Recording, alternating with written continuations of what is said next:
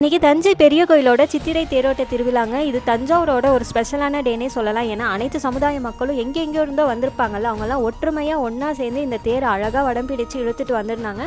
இந்த தேரோட்டத்தோட சின்ன சின்ன ஹைலைட்ஸ் எல்லாம் இந்த வீடியோவில் சொல்லிடலாமா? ராலியோட ஸ்டார்டிங்கில் ட்ரம்ஸு, கோலாட்டம், சிவபெருமானுக்கு பிடிச்ச கைலாச வாத்தியம், முளைப்பாரி, அதை தொடர்ந்து விநாயகர் பல்லாக்கு, முருகர் பல்லாக்கு, அப்புறம் தான் தேர் வந்துச்சு.